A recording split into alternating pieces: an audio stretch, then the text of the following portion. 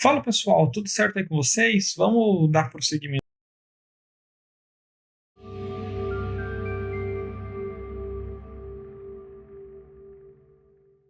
Fala pessoal, tudo certo? Sejam aí bem-vindos a mais uma aula. Nessa aula aqui a gente vai estar falando sobre padrões de desenvolvimento utilizando Java. Vamos aqui procurar entender um pouquinho melhor sobre algumas coisas, alguns conceitos, algumas regras que a gente pode seguir para estar trabalhando com um padrão do mercado. Então vamos lá. É, Eu cheguei a apresentar aqui para vocês a estrutura que a gente tem aqui de classe, nossos métodos, ahn, mas agora, só para a gente poder rever poder entender alguns padrões, caso a gente fosse, no caso, nossa classe sempre inicia aí com letra maiúscula.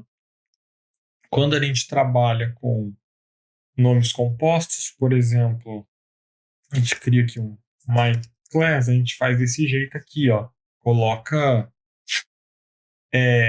os nomes todos juntos. Existem algumas outras linguagens que seguem outros padrões, como colocar com underline. Enfim, no Java trabalha com esse padrão aqui, ó.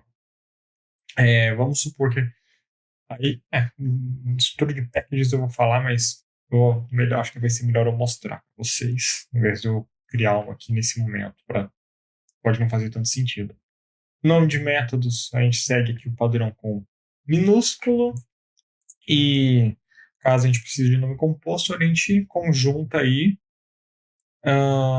com um outro nome maiúsculo e vai concatenando assim.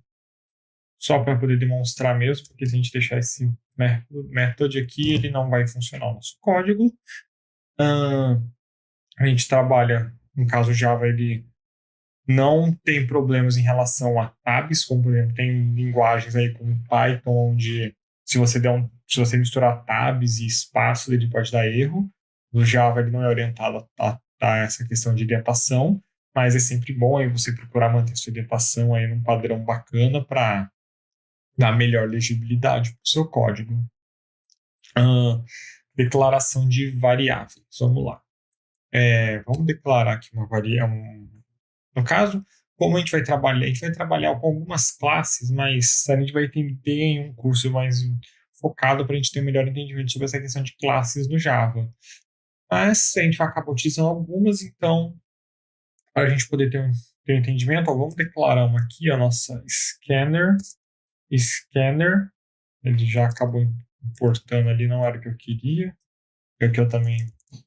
Quando você vem aqui e seleciona a opção e dá o Enter, ele já importa para você. Eu não quero fazer isso, eu quero mostrar, porque o que acontece desse jeito aqui, deixa eu arrancar o import, só para explicar. O import nada mais é que você pegar algum recurso localizado em algum outro package e você declarar explicitamente que você vai usar ele. No caso aqui, eu vou dar meu Option Enter, seria Alt Enter no Windows e no Linux, e ele vai ter esse import aqui, ó, do nosso scanner, porque ele está justamente procurando esse scanner num outro package. Se a gente clicar aqui, por exemplo, ó, a gente vai ver aqui que ele é uma classe, tem aqui toda a estrutura dele certinho, ó. E esse aqui é o package dele, ó, como a gente concatena para descrever. E esse package aqui nada mais é que a estrutura de pacotes onde ele está localizado, ó. Aqui no nosso JDK ele tem aqui, ó, Java, útil. E aqui embaixo, muito provavelmente em algum ponto aqui, ó, a gente vai achar. Se a gente procurar, a gente vai achar aqui a nossa classe Scanner. Beleza? Um padrão aqui para você trabalhar com packages é sempre você colocar o nome do seu domínio ao contrário. No caso, vamos pensar aqui no domínio da DIL aqui. A gente vem aqui, ó, vamos criar um package só de exemplo, vamos colocar. Você pode criar de duas formas, ó, ou você pode vir aqui, isso para o IntelliJ. Você vem aqui, você dá br.com/DIL e você criou aqui toda a estrutura. No caso aqui, eu separei por ponto, porque cada ponto aqui vai representar uma barra. Deixa eu até mostrar na estrutura aqui, ó. Cadê? Cadê? Eu quero abrir nos folders. Tem uma opção aqui, quando eu cliquei com o botão direito. Aqui, ó. Open in, ó. No caso aqui, no meu caso, eu vou abrir no Finder. Se a gente ver aqui, ó, deixa eu dar uma melhorada na visualização. Ícones. Deixa eu ver se dá pra gente melhorar.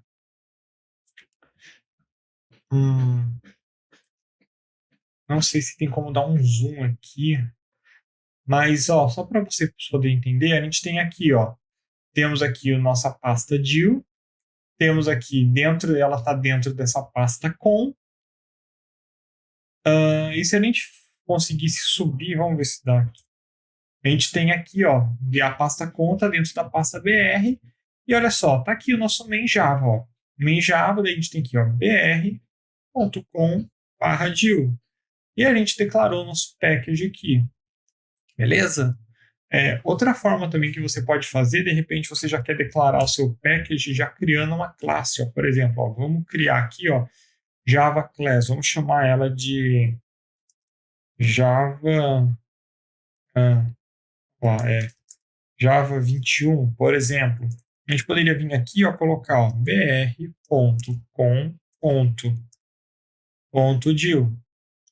Beleza? E lembrando sempre de dar o ponto aqui antes do nome da classe. Se você fizer dessa forma, ele criou sua estrutura de packages e criou a sua classe.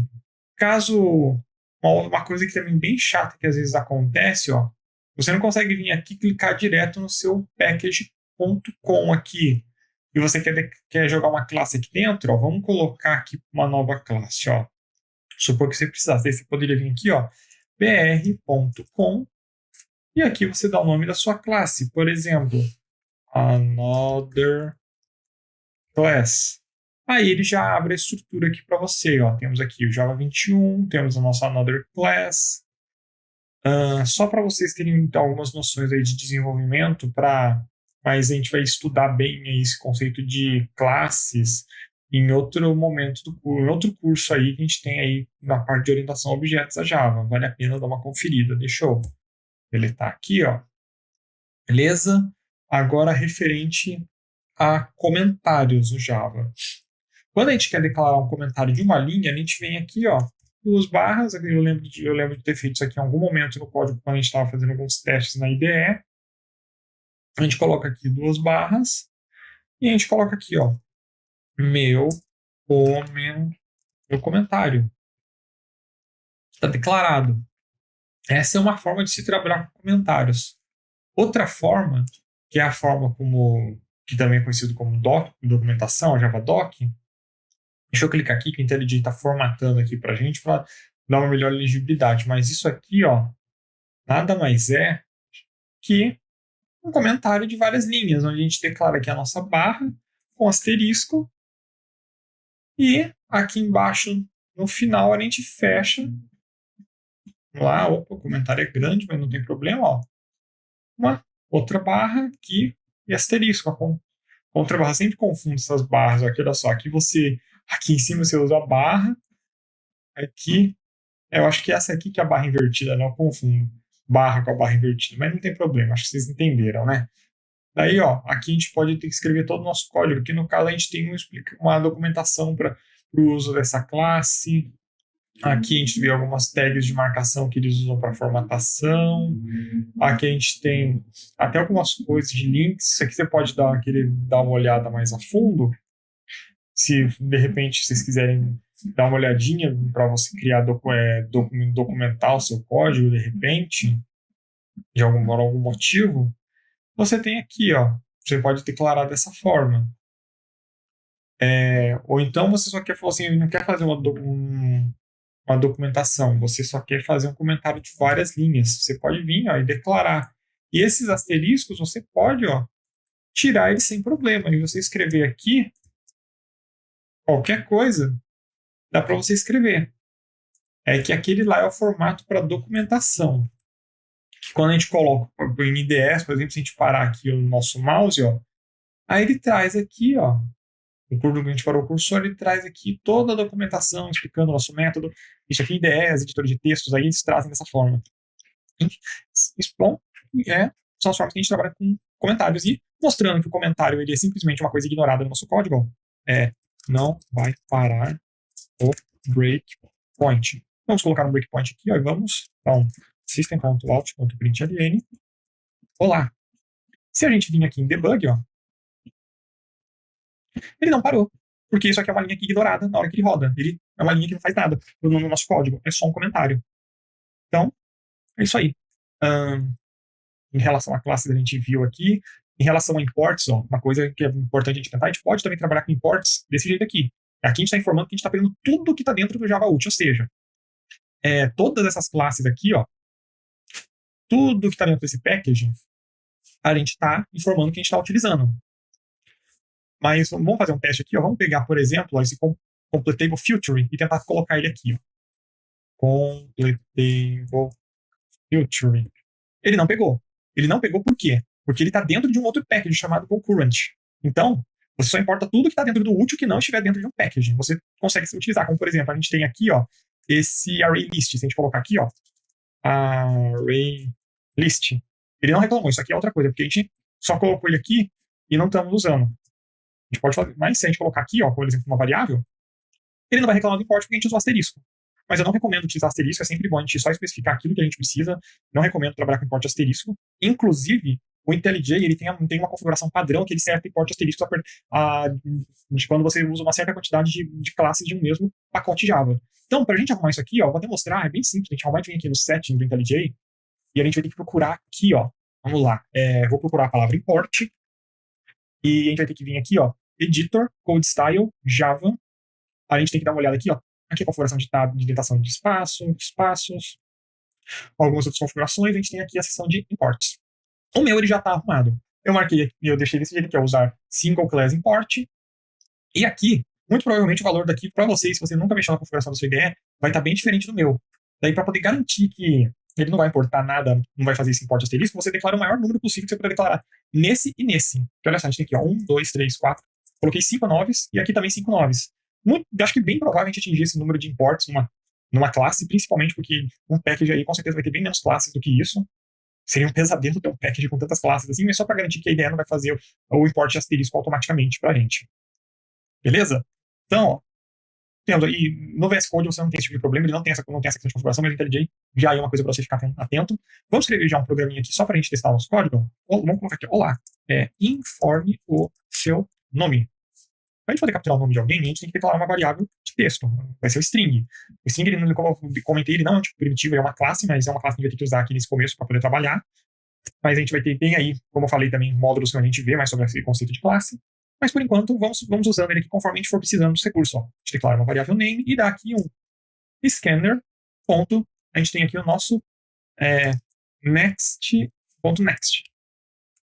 Olha só, aqui o IntelliJ já está reclamando para a gente, ó.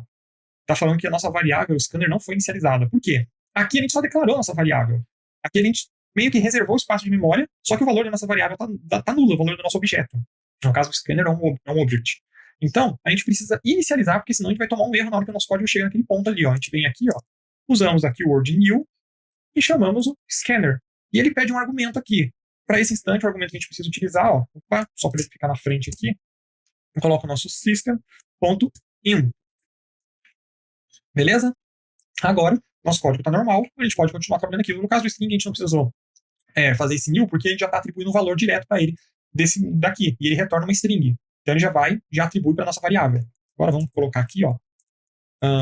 Eu só copiei, só para a gente não perder tanto tempo. Ó, informe seu nome, informe sua idade. No caso, para a gente trabalhar com idade, a gente pode usar aqui já o tipo primitivo, ó, o int, a gente pode declarar ele como age, e a gente chama aqui, ó, next int, beleza? Aí a gente pega e podemos imprimir nossos valores. Ó, vem aqui, system.out. Temos a opção de trabalhar com println, onde podemos colocar assim, ó. Olá. A gente coloca aqui o name, sua idade e a gente coloca aqui o age. É uma forma da gente fazer concatenação de strings aqui para poder imprimir. Outra forma também é utilizando o printf, que trabalha com templates aí que a gente faz formatação. A gente pode fazer o seguinte, ao invés de declarar dessa forma, a gente vem e coloca um porcentagem S, colocamos lá sua idade e colocamos aqui porcentagem S. Aí agora ele tá só, não é um erro, mas é uma dica do IntelliJ, que ele está falando que a gente está usando sem argumentos o nosso printf, quando na verdade a gente declarou que vai utilizar alguns argumentos nele, que seriam esses daqui, ó, o porcentagem S esses dois porcentagem_s, que ele entende que ele tem que substituir por uma variável. E a gente vem aqui e declara elas aqui, ó. Colocamos aqui o nosso name e colocamos aqui nossa age. Só lembrando de uma coisa, a gente tem aqui no caso o nosso system.out.println e temos o print. A diferença entre eles é, o println seria, ele imprime o valor. O println, ele imprime o valor e logo depois que ele imprime, é como se ele colocasse isso aqui, _n, que é uma quebra de linha. Então, a gente precisa o legal é a gente colocar aqui o println. No caso, eu acho que é print, muito provavelmente aqui esse ln deve ser de line, e esse aqui o print if é o format, lembrando que o format ele não quebra linha, então a gente é obrigado a colocar isso aqui pra gente não ter o nosso código grudado. A gente quebra a nossa linha. Agora, se a gente rodar aqui o nosso código, a gente vem aqui, roda, informe seu nome, vou colocar aqui o meu nome, vou colocar a minha idade, e ele imprimiu a mensagem e quebrou a linha. Outra forma também da gente trabalhar com declaração de variáveis de uma forma assim mais curta, seria você vir aqui, por exemplo, ó, que aqui você tem o scanner, declarou o scanner aqui desse lado e aqui do outro lado o new scanner. Você poderia vir aqui, ó, e utilizar a keyword var, que ele entende que você está declarando uma variável, e aqui na frente você está tipando a sua variável. Ele consegue entender que você está tipando e instanciando. Aqui no string a gente consegue fazer a mesma coisa, e aqui no int a gente consegue fazer a mesma coisa. Mas é um detalhe, a gente só consegue fazer isso aqui porque ele está vindo aqui e ele, olha só, o nosso next, ele está retornando um tipo string, então ele já está atribuindo esse valor. Mas a gente não consegue fazer, por exemplo, que a gente tem algumas linguagens de tipagem mais fraca, por exemplo, eu vim aqui, ó, var no type, e declarar a nossa variável, porque senão ele vai reclamar. Tá falando que a gente não inicializou a variável, o tipo não pode ser inferido, então não adianta. Também não podemos mudar o tipo da nossa variável. Se a gente tentar vir aqui e dar um age e atribuir uma string vazia para ele, também vamos ter erro. Por quê? Porque ele já entendeu que esse tipo age tem que trabalhar com o tipo inteiro, tipo integer. Então, já com isso podemos concluir que o Java ele é de tipagem aí estática e a tipagem dele é forte. Ou seja, ele, uma vez que você definiu o tipo, você não pode alterar. Você não consegue ter uma tipagem, você não tem essa questão de tipagem fraca, usar uma variável aí para diferentes tipos, e a tipagem estática, você tem que declarar o seu tipo de acordo com o seu uso. Outra coisa que a gente tem que tomar cuidado é com keywords do Java, que a gente vai ver aí numa próxima aula, sobre o uso dela, declaração de variável. Vamos supor que você quisesse usar new aqui, ó, você não pode usar, porque ele sabe que é uma keyword aqui. Aqui o IntelliJ já bugou porque você colocou um var, colocou um new, então ele não entendeu o que você quis fazer. Você poderia colocar aqui um new em maiúsculo, que aí já nos remete a entender que o Java ele é case sensitive, ou seja, ele diferencia maiúscula de minúsculo. Caso você quisesse trabalhar com isso, poderia colocar new age, por exemplo. Você concatenou, então ele não violou a regra da keyword dele. Vamos voltar aqui para age. E temos aqui nosso código. Uma outra coisa também que acho que vale a pena mostrar é a questão de constantes no Java. Quando a gente declara uma constante, vamos lá, vou declarar uma variável de escopo global aqui da nossa classe. Eu coloco aqui, ó, string welcome message, por exemplo. Aí eu quero colocar a nossa mensagem aqui. Opa, muito importante colocar nossas aspas duplas, né? Declaramos aqui uma variável de escopo global da nossa classe. No caso, aqui dentro da nossa classe a gente tem acesso. A gente pode colocar até assim, ó, modificador de acesso. A gente tem aí mais para frente coisas sobre modificador de acesso em outros cursos. Mas só para poder estar passando aqui já algumas coisas, ó, que é sobre padrões, ó. No caso, eu declarei ela como final. Quando a gente trabalha com constantes, a gente pode vir aqui, ó, e colocar welcome message. Dessa forma, a gente está informando que a gente está trabalhando com uma constante. Então, a gente vem aqui, segue o padrão. Só lembrando, a gente está tendo esse erro por conta do modificador estático que a gente tem aqui. A gente só precisa vir aqui e colocar um estático. E ele funciona, e nosso código vai estar funcionando da mesma forma. A gente coloca aqui o nosso nome, coloca a nossa cidade, e o nosso código está aqui funcionando. Então, a gente pode trabalhar com essa forma aqui de todas as letras maiúsculas com separação por underline. Quando a gente for trabalhar com declaração de constantes, seria aí uma exceção em relação aos tipos de variáveis que a gente está utilizando. Bom, pessoal, acredito que eu passei aí os padrões aí, a gente conseguiu passar por todos os padrões aí que a gente pode estar vir a utilizar no nosso código. Espero que vocês estejam gostando. A gente vai continuar seguindo aqui e continuar aprendendo Java. Até a próxima aula.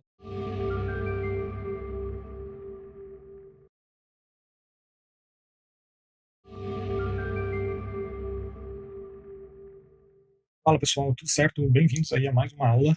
Antes da gente entrar no tema que eu ia falar sobre algumas keywords do Java e sobre os tipos primitivos, eu só vou mostrar um recurso do IntelliJ que eu poderia ter mostrado na outra aula, eu acabei esquecendo. Vale lembrar que esse recurso do var aqui, ele entrou no Java 11 na LTS, mas nas não LTS ele entrou no Java 10. E você pode verificar também alguns outros recursos que você está utilizando. A partir daqui do IntelliJ ele tem um recurso que eu acho bem bacana. Você vem aqui, ó, File, ó, Project Structure. No caso, a gente está usando aqui o SDK. A gente pode vir aqui e setar um Language Level, por exemplo. Se a gente vamos colocar o Java 8, se a gente der um Apply, ele vai começar a dar erro em algumas coisas aqui, ó. O var ele já não entende. Esse NextInt aqui ele deve ter entrado num momento depois, aí, muito provavelmente. A gente pode vir aqui, ó, tem as versões LTS, aqui embaixo tem versões mas que eles colocaram como antiga, mas você também tem aqui algumas versões que são não LTS. Tem alguns recursos de preview aqui do Java 21, que eles marcaram, colocaram aqui no older version, mas acho que deve ter sido bug inteligente, acho que deveria ter criado outra sessão, mas enfim, você poder estar explorando algumas coisas aqui, ó. Vamos voltar para 21. E agora vamos falar sobre nossas keywords. Aqui tem um site, deixa eu dar um zoom aqui para facilitar. Tem aqui no wschool/Java, JavaRef Keywords. A gente tem uma lista aqui de keywords do Java, ou seja, palavras reservadas para você tomar cuidado na declaração das suas variáveis. Claro, se você seguir aquela regrinha lá, aquela dica que eu dei na aula anterior, você tem como driblar caso você, por algum motivo, venha precisar usar alguma keyword como nome de variável, nome de método, enfim. Aí olha só o que a gente tem aqui, ó.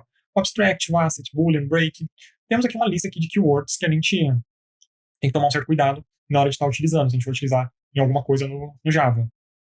Olha só, temos aqui. Essa lista eu já dei uma olhadinha nela, ela não está completa, porque eu percebi que está faltando alguma. Faltou nela, por exemplo, a palavra reservada record, que também é assunto aí de outro curso. Ele está falando aqui uma nota, ó, que true, false e null não são keywords, mas são palavras, são coisas que você não pode vir aqui, por exemplo, a colocar dessa forma. Não é keyword, mas é um valor atribuído a variáveis booleanas, ou, por exemplo, você chamar null. Esse negócio do null até me lembra uma história bem trágica para a pessoa, que os pais, acho que muito provavelmente eram programadores e, no mínimo, deveriam odiar o filho, estavam querendo trollar geral. Resolveram dar o nome do filho de null. Consequência, o cara não consegue ser cadastrado em nenhum sistema atualmente, justamente pelo nome dele ser null. Triste, né? Mas enfim, vamos dar prosseguimento aqui. Aqui a gente tem os tipos primitivos do Java. Aqui a gente tem uma lista de tipos primitivos. Olha só, byte, short, int, long, boolean, char, float. Esse aqui ele já é do próprio aqui dos artigos aqui da DIL. A gente tem aqui, ó, DIL.me, articles, Java, tipos primitivos. Posso estar disponibilizando esses links para vocês aí, sem problemas. Aí, se vocês quiserem dar uma olhadinha melhor, vamos tentar dar uma olhadinha aqui sobre esses tipos. Olha só, a gente pode até, inclusive, colocar eles aqui para a gente ver. Vamos apagar aqui o nosso código. A partir de agora, nessas aulas, eu vou começar uma dica até legal aqui, ó, quando você vê que você tem algum import que você não está utilizando, você pode dar, acho que é Ctrl+Shift+O no Windows, mas eu sei que aqui no Linux é Ctrl+Option+O. Ele remove seus imports que você não está utilizando. Voltamos até nessa estrutura limpa. E aqui agora, ó, nossos tipos, ó, para tipo valores inteiros, a gente pode trabalhar aí com o tipo primitivo. Opa, vou colocar aqui, ó, byte. Vamos colocar aqui, ó, number é igual a... Declaramos uma variável do tipo byte, onde a gente setou o valor 1. Temos também o tipo short, que já pega um outro range, ó. A gente vem aqui, ó, short. É o tipo que eu mais vejo usar, que acho que é o mais comum a gente estar utilizando aí, é o tipo inteiro, o integer, int. Também declaramos dessa forma. E quando a gente precisa de um range muito grande, a gente tem o tipo long para atender a gente. Ó. A gente coloca long, só que uma coisa legal sobre o long é você vir aqui, ó, e marcar ele com um L no final. Ele recomenda o L maiúsculo. Aqui você já está declarando que se você viesse aqui, ó, declarasse var, desse jeito aqui, ó, vamos ver, ó, ele já entendeu como long, porque se você declarasse ele com var 1, você tentasse acessar aqui number, ele já ia entender como inteiro. Então, ó, lembrar de colocar esse L no final, beleza? Temos variáveis aqui de pontos flutuantes também que a gente pode estar utilizando. Vamos declarar aqui, ó, float, number é igual a 1.0, por exemplo. Eu escrevi float. E ele está reclamando, provavelmente, porque ele está precisando, porque ele entendeu que a gente declarou um double. Para a gente declarar float, a gente coloca o F no final. Se a gente colocar um var, mesma coisa. Quando a gente vir aqui, ele já entendeu que é um float. Se a gente tirar o F do final, o que ele vai entender aqui, ó, vamos ver, ó, ele entendeu como double, mas podemos vir aqui, ó, colocar aqui um D aqui no final para a gente já entender, até deixar mais explícito que é uma variável do tipo double. Beleza? Temos aqui também o tipo de caractere, o char, é o tipo, é um outro tipo primitivo. A gente vem aqui, ó, vamos colocar aqui, ó, char é igual, e aqui ele dá aqui os ranges aqui de valores, ó, de caracteres, 16 bits. A gente pode vir aqui e declarar, vamos lá, vamos declarar aqui só, como não estou, faltou o tipo da variável, né? Character. E temos aqui o tipo char. Utilizamos aspas simples para declarar o tipo char. Podemos aqui colocar, atribuir um valor numérico aqui, ó. Na tabelinha a gente pode ver aqui os valores aceitos pelo tipo caractere. Lembrando que a gente trabalha com char com aspas simples. Se a gente vir aqui, ó, ele já entendeu que é um char. Agora, se a gente declarar aqui, ó, aspas duplas, e vier tentar acessar a nossa variável aqui embaixo, ó, a gente vai ver que ela é do tipo string. Beleza? Aqui a gente também é possível ver aqui uma tabela aqui referente a tamanhos aqui dos nossos tipos primitivos. Eu vou procurar estar usando tipos primitivos. Faltou também outro tipo primitivo que eu acabei não colocando. Será que ele está cortado aqui? Ó, vamos ver, ele tem um link aqui, ó, que é a referência dele. Vamos ver se ele tirou aqui das referências dele a tabelinha que a gente tem aqui. Vamos dar um problema de série, que é muito grande. Ó, realmente ele acabou cortando o booleano aqui, ó, que é outro tipo. A gente pode vir aqui, ó, declarar ele como true, true. E a gente está entendendo que é uma variável booleana. E só reforçando, temos que tomar cuidado, ó, porque true ele não é o valor padrão, ele até tem um import aqui no Java, referente ao true. Pode declarar true ou false, então são os valores permitidos em variáveis booleanas. É isso aí, pessoal. De tipos primitivos que a gente tem disponível aqui para estar utilizando no Java, a gente acabou passando aqui por eles para ajudar a dar uma reforçada, entender aí, ver o que a gente tem disponível para a gente estar utilizando nesse primeiro momento. Espero que vocês estejam gostando. Esse comecinho aí pode estar aí um pouquinho, num ritmo um pouquinho mais lento, mas a gente vai aí criar uma base sólida aí para vocês conseguirem, com a hora que a gente chegar mesmo na parte que a gente vai aí botar para quebrar, vamos fritar nossos códigos aí na nossa IDE, a gente conseguir pegar e ter uma base e trabalhar com padrão, trabalhar entendendo os tipos, trabalhar da melhor forma possível. Então, continua com a gente aí, qualquer dúvida, tamo junto e até a próxima.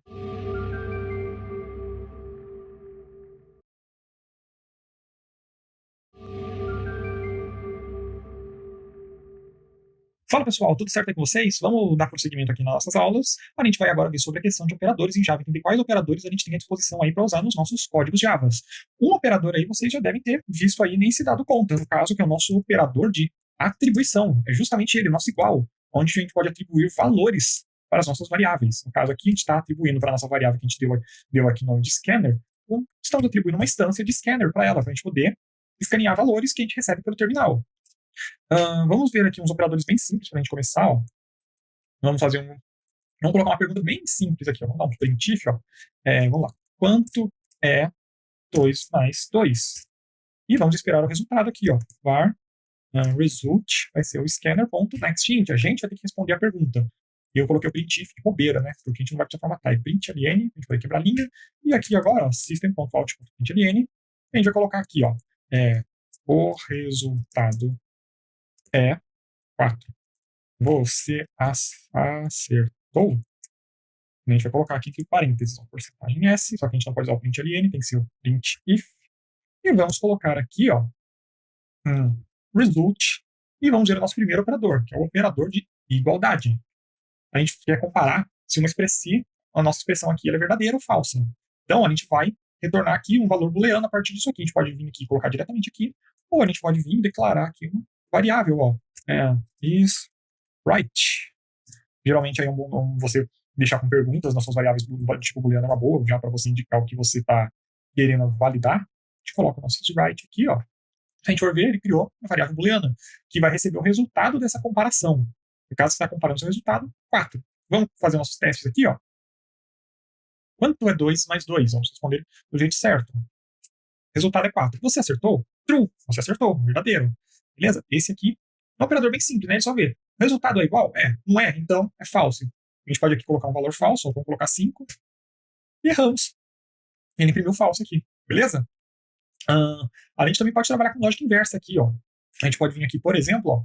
Enquanto que com 2 iguais a gente tem aqui, vamos verificar se 2 valores são iguais, esse sinal aqui, que é a exclamação com igual, é para a gente ver se esses valores são diferentes. Então, ó, vamos só renomear nossa variável. Botão direito aqui é uma opção, você pode tanto selecionar sua variável, daí você dando Alt J aqui no Mac Ctrl G, ou você pode vir aqui, ó, dar o botão direito, refactor, e tem a opção de rename. A gente coloca aqui, em vez de is right, is wrong. Vamos colocar aqui, ó, você errou. E a gente vai rodar. Vamos colocar aqui de novo, agora com a lógica inversa, ó. Vamos responder 4. Não vamos, porque o nosso valor não é diferente. Se a gente rodar aqui, ó, 5, você errou? Errou. Beleza? A gente ainda pode fazer. Tem um outro operador que eu vou até aproveitar aqui, ó. Se você não quer deixar seu programa pessimista, mas você quer fazer desse jeito a sua comparação, você também pode trabalhar desse jeito, ó. Você acertou, só que daí você vai ter que. Só que se você deixar desse jeito, você vai imprimir se ele errou e vai ficar um falso positivo na sua mensagem. O que a gente tem que fazer então é inverter o resultado da nossa expressão. A gente quer negar o valor booleano que a gente está aqui. Beleza? Então, para isso, a gente pode pegar e usar isso aqui. Aqui, quando a gente coloca ele antes de uma variável booleana, é para ele justamente inverter o valor que a gente tem aqui. Se ele for true, ele vira false. E se for false, ele vira true. A gente pode até debugar aqui, ó. Vamos debugar. Quanto é 2 mais 2? 4. A gente vem aqui, ó. Vamos navegar aqui para a próxima linha. Olha só. Is wrong é false. Só que como a gente está perguntando se ele acertou, então a gente tem que ver se is not wrong. A gente está negando o valor booleano. Então ele vai dar true. Aqui, ó. Você acertou? A gente pode até colocar aqui uma quebra de linha, e a gente acertou. Se a gente responder uma resposta errada com 5, ele vai vir aqui, ó. Opa, ó. Is wrong? True. Só que aqui está perguntando se você acertou, então inverte sua lógica e ele imprime false. Beleza? A gente já viu aí já vimos aí o operador de atribuição que a gente já vinha utilizando ele, é o operador mais básico. A gente viu aí igualdade, e no caso, comparar se os dois valores são iguais, se os valores são diferentes, são alguns operadores que a gente está utilizando aqui. Agora, vamos trabalhar aqui com uma outra coisa. Vamos mudar um pouquinho o nosso código, vamos colocar aqui, ó. A gente vai perguntar a idade do nosso usuário. Ó. Melhor. Quantos anos você tem? Quantos anos você tem? Você responde aqui no result. Como a gente só tem duas variáveis aqui, então eu vou dar. Vou fazer assim. Age. E agora, next int, a gente sabe que para as condições para uma pessoa poder dirigir a idade tem que ser maior que 17. Porque de 18 anos, segundo a nossa legislação, uma pessoa com 18 anos está apta a dirigir. Então, a gente coloca aqui, ó. Colocamos, vamos só mudar a nossa pergunta, ó. Você pode dirigir? E ali a gente tem a nossa pergunta. E vamos mudar a nossa variável também, ao invés de is wrong, vamos chamar ela de can driving. Beleza? E agora ele vai verificar pra gente. Ó. A gente está usando aqui um operador que verifica um pouquinho diferente. Enquanto que a gente tinha um operador que ele gera uma coisa mais, assim, um ciclo mais fechado, que ou a coisa era igual ou a coisa era diferente, esse aqui a gente está verificando se é maior. A gente está validando um range de resultados, uma faixa. A gente quer ver se a idade é maior que 17. Então, ó, vamos olhar nosso código. A gente quer, e no caso, a gente considera só valores acima de 17. A gente está excluindo o 17. Vamos colocar aqui 18, por exemplo. E eu esqueci de tirar o nosso operador que inverte aqui as nossas expressões booleanas, por isso a gente teve esse erro. Vamos tentar de novo. E tá aqui a resposta. Você pode dirigir? True. Você pode dirigir. Agora, eu quero uma coisa que vai incluir. Eu quero colocar aqui 18. Pai. Então, você tem um outro operador que você, em vez de você usar maior, você pode considerar igual. Maior igual. Também funciona. Podemos rodar dessa forma aqui, ó. Quantos anos você tem? 18. Você pode dirigir? True. Beleza? Se a gente rodar com valores menores, ó, 17, você pode dirigir false. A mesma coisa se aplica quando a gente trabalha dessa forma aqui, com o operador nosso que é mais, que ele não é um pouquinho menos abrangente, ele não inclui o resultado aqui do lado direito. A gente roda, vamos rodar com 17. Você pode dirigir false. Caso você queira inverter sua lógica, você pode fazer o seguinte, ó, vamos primeiro mudar o nome da nossa variável, que é not drive, e a gente quer verificar se a idade é menor, se ele é menor de 18 anos. Se ele for menor de 18 anos, ele não pode dirigir. Ó. Então você não pode dirigir. Ou melhor, vamos usar o nosso operador, né? Acho que é um pouquinho estranho. Se você quiser não usar o operador também aí nos seus testes, tranquilo. Mas eu acho que eu vou combinar com o nosso operador aqui, ó. A gente pode tanto fazer isso aqui, como também a gente pode vir fazer aqui, ó. Nada impede também, ó. A gente vem aqui, coloca nosso operador, só lembrar de tirar aqui para ele não inverter duas vezes, ó. Você também pode trabalhar dessa forma aqui, ó. Só que a gente tem que voltar para can drive, né? Porque senão vai ficar errado. Então, acho melhor a gente deixar o nosso operador de ligação lá embaixo, né? Vamos lá, não tô afim de mudar o nome da variável. Quantos anos você tem? 17? Só que eu tenho que colocar aqui o não pode, né? Senão a nossa pergunta fica errada. Ou melhor, não, tá certo, pode mesmo, porque a gente inverteu, tá certinho. Você vê que às vezes a gente até confunde. Essas coisas de trabalhar com booleano, às vezes é um pouquinho complicado, que a gente lá embaixo tá negando, ó. A gente tá verificando lá embaixo se ele pode dirigir. Então, ó, você pode dirigir falso porque você informou 17 anos. Agora, se a gente informar 18, você pode dirigir? Pode. Você tem aí 18 anos ou mais. A gente também tem o mesmo operador para usar o igual. Né? No caso, a gente não quer incluir idades, como a gente não quer trabalhar com maiores de 18 anos, agora a gente não quer que seja maior ou igual. No caso, maior ou igual. Nossa, agora confundiu, né? Maior ou igual a 17. Então, para ele não poder dirigir, ele tem que ser maior, não, menor, né? Esse aqui é o menor, confundi na cabeça de vocês. Esse aqui é o operador menor. E agora a gente colocou igual e ficou menor ou igual a 17. Beleza? Então, menores de 17 anos não podem dirigir. Então vamos lá, ó, quantos anos você tem? 18, você pode dirigir? Você pode. 17, você pode dirigir. 17, você pode dirigir? Não, você não pode porque você é menor de 18 anos. Beleza? Então, recapitulando aí, só pra gente lembrar, a gente tem aí de alguns operadores, vou colocar aqui embaixo, não tem problema, a gente tem. Quando a gente veio aqui com igual, a gente tem um operador de atribuição. 2 iguais seria para comparar uma igualdade entre dois valores. Esse aqui é o operador que nega a igualdade, no caso você está verificando se são valores diferentes. Temos aí o nosso menor que, menor ou igual a que, maior que, menor ou igual a que. Aí você tem que avaliar o seu cenário e utilizar o operador que melhor vai te atender. Agora, tá fácil, né? Vamos aumentar um pouquinho a dificuldade nossa agora? Então, vamos colocar mais uma questão aqui para o nosso usuário responder. System.out.println. A gente coloca aqui, ó. Você é emancipado? No caso também a nossa legislação fala que quando uma pessoa ela é emancipada, ela pode dirigir sobre algumas condições. Vamos lá. Não lembro agora como é que escreve essa palavra. Deixa eu ver aqui, ó. Vamos dar uma gugada aqui, ó. Não tem, às vezes eu confundo. Também uma palavra tão comum, né? Vamos colocar aqui, ó. Emancipado. E inverter, né? Só para escrever certinho. Ó. Tá escrevendo certo. Deixa eu colocar para cá o nosso navegador. Beleza? A gente coloca aqui, ó. Só colocamos nosso emanciped. E agora a gente vai fazer o seguinte, ó. Você é emancipado? A gente tá aqui um scanner.next. A gente tem a opção de boolean aqui, ó. Next. Cadê o nosso next boolean? Aqui, ó. Next boolean. Ah, ele tá dando has next. Next. Aqui, ó. Next boolean. A gente captura um valor booleano que a gente informar. E agora a gente vai mexer aqui nos nossos valores, ó. Vamos até apagar aqui, ó. Vamos deixar de um jeito mais intuitivo, já que a gente vai trabalhar agora com um pouquinho mais de complexidade. O nosso usuário tem que ter uma idade maior ou igual a 18. E no caso, a gente quer considerar duas hipóteses, ou seja, a gente quer ver se ele é maior ou igual a 18 ou se ele é emancipado, beleza? Então, o que a gente tem que fazer? A gente usa um operador ou, que seria duas pipes. Então, a gente quer verificar se a idade dele é maior ou igual a 18 ou se ele é emancipado. Sob essas condições, ele pode dirigir. Então, precisamos mudar o nome da nossa variável para o nosso programa ficar intuitivo, beleza? E vamos rodar aqui, ó. Quantos anos você tem? Vou colocar aqui, ó. Temos aí 16. Você é emancipado? True. Então você pode dirigir. Esse é o nosso operador ou, que no caso ele vai verificar o que acontece. Ele verificou que a primeira condição não foi atendida. Aí ele verificou. Então aqui seria como se ele tivesse feito isso aqui, ó. Vou colocar aqui. Ele veio. Vamos lá. Ele vem aqui, só para ficar melhor ilustrado. Ele pegou a primeira operação e verificou. Você digitou 16. 16, ele é maior ou igual a 18? Não. Então é false. E aí, ou. E quando você vir aqui, ele é emancipado? True. Então, isso quer dizer que a gente tem que verificar agora. E o operador ou ele trabalha como? Ele vai verificar assim: é falso ou verdadeiro? Quando a gente tem o operador ou, ele verifica o seguinte: ele precisa de uma verdade para ele poder funcionar. Então, a gente tem aqui uma verdade do outro lado. Então, é verdadeiro. Vamos supor que eu tivesse informado 18 e a pessoa não fosse emancipada. A gente teria a situação inversa. No caso, teria true. E teria isso aqui. Aí o que acontece? Ele ia achar o true aqui. True ou false é true. Só que tem um pequeno detalhe sobre o nosso operador ou. Quando a gente tem nosso operador ou também funciona dessa forma aqui. É o que a gente chama de ou burro. A gente tem o ou burro e o ou inteligente. Quando a gente trabalha com duas pipes para fazer o nosso ou or, como vocês preferirem, o que acontece? Se ele achar uma expressão verdadeira no primeiro momento, ele despreza a segunda. Ele não vai nem olhar para a segunda operação e vai prosseguir, porque ele já achou a única verdade que ele precisava. Ele já achou o valor verdadeiro, então ele pode seguir, porque mesmo que seja falso o valor ali da frente, ele tem que retornar true.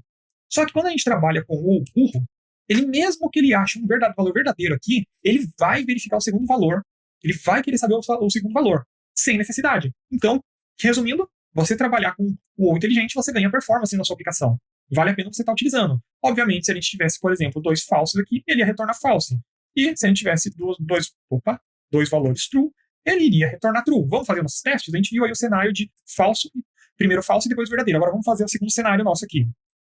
Vamos colocar 18 anos e false para ele ser emancipado. Ele pode dirigir, beleza? Agora vamos colocar que ele tem 18 anos e ele é emancipado. Também pode. Agora, se ele tiver, por exemplo, aí 14 anos e não for emancipado, não pode dirigir. Beleza? Isso aí, esse é o nosso operador ou OR, como vocês preferirem. Agora a gente tem que arrumar nosso código, porque se a gente perceber, a gente tem um pequeno bug, porque segundo a legislação brasileira, para você poder dirigir você sendo emancipado, você tem que ser, no mínimo, maior de 16 anos. Então, você tem que fazer o seguinte, ó, ele tem que ser emancipado e a idade tem que ser maior que 16. Maior ou igual a 16 anos.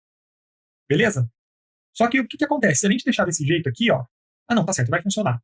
Mas uma coisa que eu gosto de fazer, até inclusive, é colocar um parênteses, porque essas condições aqui elas estão interligadas. Porque o que acontece? Ele vai querer resolver o seu valor aqui A gente sempre resolve nossos valores aqui, ó, da esquerda para a direita. Vamos tirar o nosso parênteses daqui e deixar ele olha só. Ele vai ver. A idade é maior que 18? Falso. Ele é emancipado? Verdadeiro. E ele é maior ou igual a 16? Vamos fazer esse teste agora? Enquanto que com ou, a gente precisa achar pelo menos uma verdade. Com e, se a gente achar um valor falso, ele já vai retornar falso. Ele só vai retornar verdadeiro se ele achar dois valores verdadeiros. Vamos então fazer o nosso teste aqui, ó. Vamos rodar. Quantos anos você tem? Vou colocar 18. Você é emancipado? Vou colocar falso. Você pode dirigir, porque apesar de você não ser emancipado, você tem a idade mínima, os 18 anos. Beleza? Agora, se a gente vier aqui rodar, vamos rodar aqui, a gente tem 14 anos. Vamos supor que por algum motivo aí uma pessoa de 14 anos conseguiu ser emancipada. True. Você pode dirigir? Não, não pode, porque apesar de você ser emancipado, você tem menos de 16. Então, segundo a nossa regra de negócio, você não pode dirigir. Porque você não atendeu nenhum dos requisitos obrigatórios, que é ou ter a sua idade maior ou igual a 18 anos, ou você tem que ser emancipado e ter uma idade maior ou igual a 16. Como a gente tem aqui essas operações aqui do lado do ou diretamente relacionadas, são dependentes uma da outra, eu gosto de colocar parênteses. E é uma forma também de você dar precedência para os seus valores. Ou seja, você garante aqui que você, vamos lá, você resolveu esse lado aqui. Ele não vai vir aqui resolver aqui para depois resolver aqui. Você quer que ele primeiro resolva aqui dentro, para depois ele resolver as coisas externas. Isso aqui vai ficar mais claro quando a gente vê os operadores aritméticos, mas eu gosto de fazer isso aqui só para a gente ter só para separação e organização do código. Vamos continuar testando aqui, ó. Agora vamos colocar que ele tem 18 anos e ele é emancipado. Obviamente ele vai poder dirigir. Agora, se a gente colocar aqui 16 e colocar que ele é emancipado, ele também pode dirigir. Como também, se a gente colocar 16 e colocar que ele não é emancipado, ele não pode dirigir. Beleza? Talvez tenha sido um pouco rápido aí, pessoal, que a gente tenha passado pelos operadores, mas não tem muito segredo, é bem tranquilo. Eu vou até montar uma tabelinha aqui para a gente poder, para ajudar vocês a fixarem. Vamos montar uma tabela aqui com os operadores que a gente viu, para a gente ter ela em mente. Vamos lá, system.out.printf, eu vou colocar aqui, /n, e vamos lá. A gente vem aqui e vamos colocar assim, ó, true. Eu acho que o ponto principal é a gente ver esses operadores, o e e o ou, né? Então vamos lá, e, true. Obviamente também que a gente tem aqui o true ou false, beleza? A gente pode vir aqui, ó, e acho que vamos fazer o seguinte, ó, vamos colocar aqui, ó, igual, porcentagem S, para a gente trabalhar com formatação, ó, e a gente vai colocar aqui, ó, true e true.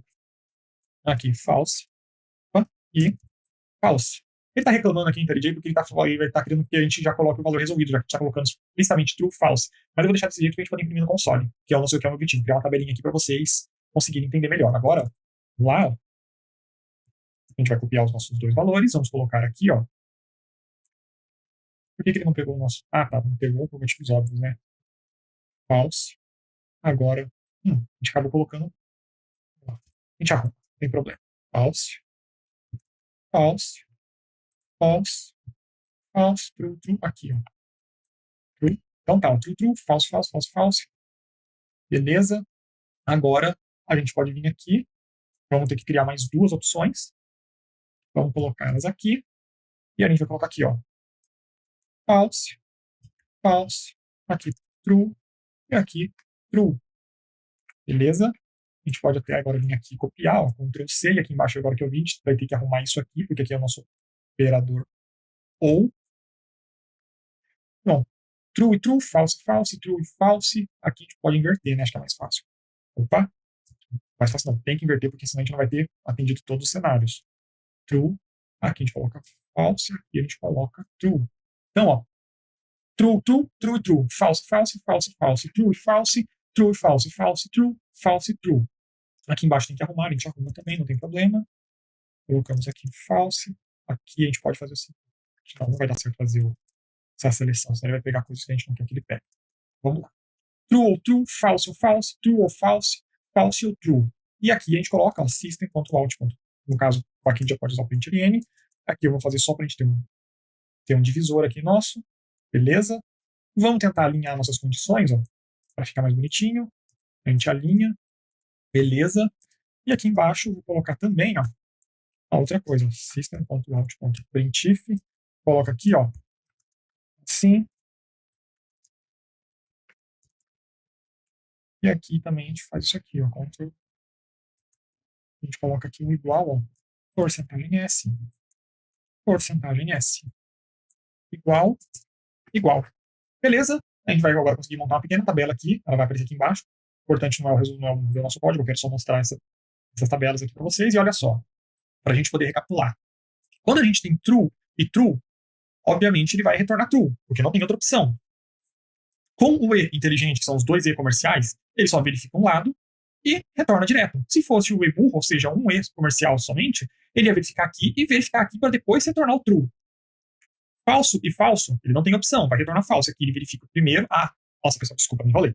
A gente está falando do operador aí, então vamos começar de novo. Quando a gente tem duas verdades, ele vai verificar aqui e tem que verificar aqui procurando se não tem um valor falso. Então, tanto o E inteligente quanto o E burro tem que verificar os dois lados, porque se ele achar pelo menos um valor falso, ele vai retornar falso. Como ele não tem opção, ele retorna aqui o true. Então, o E inteligente e o E burro vão performar da mesma forma nesse cenário de duas verdades. Agora, no cenário de dois valores falsos, a gente tem aqui o falso e falso. Obviamente, ele vai retornar falso. Agora, se fosse falando de um E comercial só, eu sou E burro, ele ia ver, é falso aqui? Beleza, eu quero ver aqui agora. Então é falso? Realmente falso. Com o E inteligente, não. Ele, eu já achei um valor falso aqui, então eu já posso se tornar falso. A diferença é na performance. Enfim, deu para entender aqui. Agora, true e false. Ele achou o primeiro valor true. Eu tenho que verificar o segundo. O segundo é falso, então é falso. Tanto o E burro quanto o E inteligente vai ter que fazer as duas operações porque achou uma verdade primeiro. Aqui, ele achou false. No caso, ele viu o segundo valor é true. True, false, true, então é falso. Se fosse o E comercial burro, o E burro, ou um E comercial, ele iria verificar, aqui é falso, eu quero ver aqui, é true, então é falso. Mas como a gente está usando dois E's comerciais, ele só vai validar isso aqui, achou o primeiro valor falso, vai retornar falso. A gente pode até dar um espacinho aqui, né? Vamos ver, tá meio colado isso aqui, ó. Sim, tá colado e tá mal formatado, inclusive, gente. Roda de novo. Só teria ali embaixo, mas enfim. Vamos lá. O OU. O OU, ele funciona da forma inversa do nosso E. Aí vamos ver aqui, ó. Quando ele tem true ou true, ele só pode retornar true porque não tem outro valor. Tanto o OU. Aqui nesse cenário não. Aqui nesse cenário, o OU inteligente, ele vai verificar, eu já achei um valor true, então já posso retornar direito. Direto. Retorna assim que ele achou o primeiro valor true. O OU burro agora. Eu achei o primeiro valor falso, quero ver o próximo. Ele é true também. Retorna true. Ou seja, a gente ganha performance, novamente frisando. Eu tô sendo bem repetitivo, mas que realmente essa parte aqui às vezes pode dar um nó na cabeça, esse ou, enfim. Agora, falso ou falso. Tanto o E burro quanto o inteligente vão ter que verificar os dois lados, porque a primeira expressão é falsa e ele vai ver se não tem uma possibilidade de ter um verdadeiro. Como não teve, ele retorna obrigatoriamente falso. Então, aqui nesse cenário, eles vão desempenhar da mesma forma. Nesse cenário aqui, o inteligente se sobressai porque ele já achou o true dele e retorna. Quando a gente tem um pipe só, ou o nosso OR burro, a gente vê aqui, ó, true. É true, quero ver o segundo valor. Falso. Então, retorno true porque eu só preciso de um true para retornar. Aqui eles vão desempenhar da mesma forma porque eles acharam o primeiro valor falso, mas viram que a segunda expressão é verdadeira. E aqui, ó, você negar a sua verdade é você retornar falso. Você negar o seu valor falso é retornar verdade. Um pouco confuso, né? Mas não é confuso, né? É simples. Mas é que às vezes você fica usando E, ou, e você às vezes pode trabalhar no cenário, você pode ter várias expressões booleanas aí comparando ter lá E, um primeiro E, um segundo, um terceiro. Mas se você tiver isso aqui em mente, é tranquilo. Beleza, pessoal? Bom, dessa aula aqui é isso. Espero que vocês tenham entendido. Não se hesite em ver essa aula mais de uma vez, se você precisar, porque é bom você fixar e é perfeitamente normal você às vezes se confundir um pouco, principalmente você que está começando. Não sinta vergonha, não se acane, vai lá, revisa a aula, se precisar, tira dúvida com a gente está aqui para isso, conta com a gente, pessoal, e bora lá, que a gente está mergulhando agora de cabeça no Java, e vamos com tudo aqui, pessoal. A gente está conseguindo avançar bacana aqui, e espero que vocês não estejam com nenhuma dificuldade, beleza? Valeu aí, e até a próxima aula.